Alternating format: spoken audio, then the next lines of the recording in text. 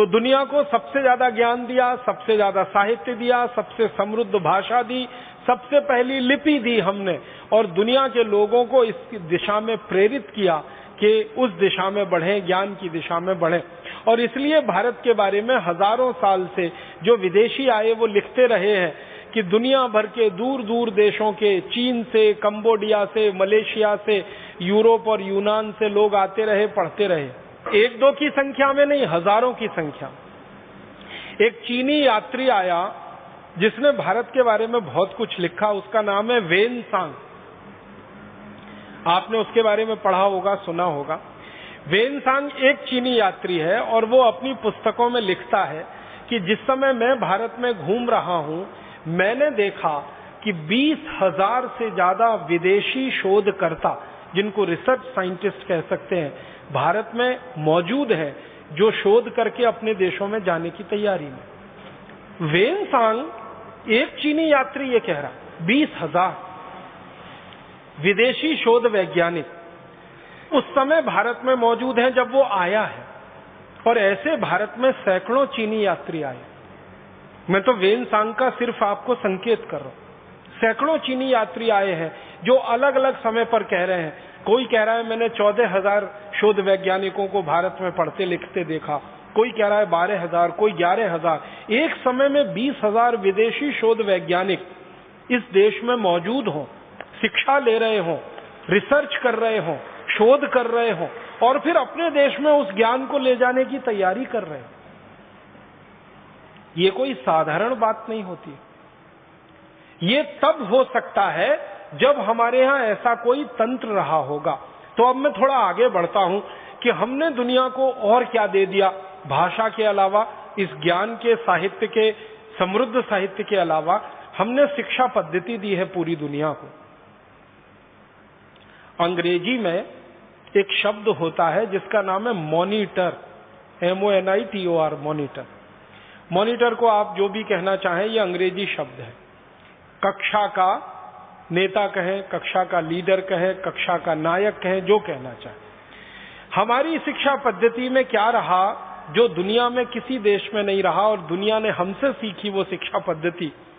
एक अंग्रेज शिक्षा शास्त्री हुआ जिसका नाम था डॉक्टर बेंजामिन फ्रैंकलिन, और एक अंग्रेज शिक्षा शास्त्री जो बाद में भारत का एक बड़ा अधिकारी बन के आया, थॉमस मुनरो। वो था तो मूल शिक्षा शास्त्री, लेकिन भारत में बड़े अधिकारी की हैसियत से आया। ये दोनों अपनी किताबों में लिख रहे हैं कि मॉनिटोरियल एजुकेशन सिस्टम, कक्षा नायक के द्वारा पढ़ाई जाने वाली शिक्षा व्यवस्था पूरी दुनिया में एकमात्र एक ही देश में है, और वो भारत है। मॉनिटोरियल एजुकेशन सिस्टम, इसमें क्या खास बात है? एक गुरु है, आचार्य है, आचार्य ने तैयार कर दिया कक्षा नायक को। अब वो कक्षा नायक इतना अच्छा तैयार हो गया कि आचार्य के समकक्ष हो गया और कक्षा लेना शुरू कर दिया उसने। तो अंग्रेज शिक्षा शास्त्री हैरान है इस बात पर कि सभी कक्षाओं में एक एक कक्षा नायक तैयार किया आचार्य ने, और आचार्य अकेला पूरे गुरुकुल को संभाल सकता है। जहां हजारों विद्यार्थी पढ़ रहे हैं, वहां दूसरे अध्यापकों की भी जरूरत नहीं है, क्योंकि कक्षा नायक अध्यापकों की हैसियत के हैं।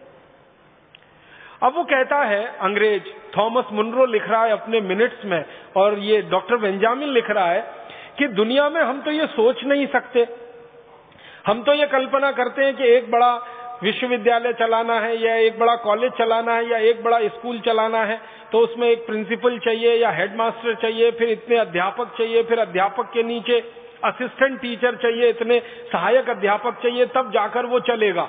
और यहाँ भारत में हम देख रहे हैं कि बड़े से बड़ा विश्वविद्यालय स्तर का गुरुकुल एक गुरु के आदेश पर, एक आचार्य के आदेश पर इतना व्यवस्थित चल रहा है, क्योंकि आचार्य ने अपने बराबर ज्ञान वाले कक्षा नायकों को तैयार कर दिया है।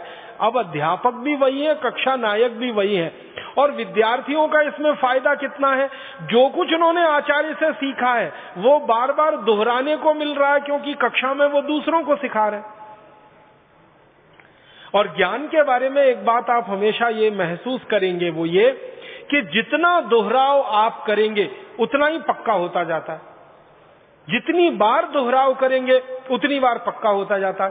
तो बेंजामिन और ये थॉमस मुनरो लिख रहे हैं अपने मिनट्स में कि हमने देखा भारत के गुरुकुलों में कि विद्यार्थी आचार्य की हैसियत से पढ़ा रहे हैं, लगातार पक्के होते जा रहे हैं और नए कक्षा नायकों को तैयार करते जा रहे हैं।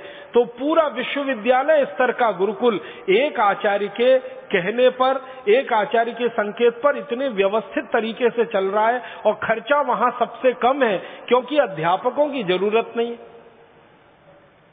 तब वो अंग्रेज सरकार को लिख रहा है अपने पत्र में कि हमको ऑक्सफोर्ड विश्वविद्यालय में, कैम्ब्रिज विश्वविद्यालय में इसी तरह का मॉनिटोरियल एजुकेशन सिस्टम शुरू करना चाहिए जो भारत में मैंने देखा है।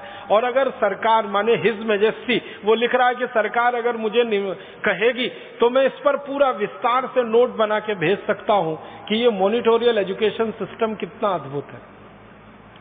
और उसमें आगे आगे वो लिखता है, एक वाक्य में लिखता है, बहुत धीमे से लिखता है कि मॉनिटोरियल एजुकेशन सिस्टम क्या, भारत को तो पूरा एजुकेशन सिस्टम ही अद्भुत है।